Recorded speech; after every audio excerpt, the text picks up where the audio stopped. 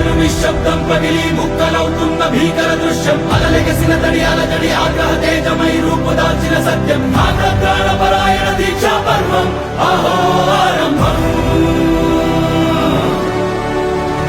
అదిగోతను నిశ్శబ్దం పగిలి ముక్కలవుతున్న భీకర దృశ్యం అలలెగసిన తడి అలజడి ఆగ్రహ తేజమై రూపుదాల్చిన సత్యం ప్రాణపరాయణ దీక్షా పర్వం అహో ఆరంభం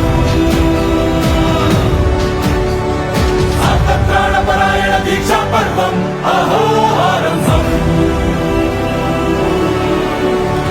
ధీరా ధీరా ధీరా ధీరా.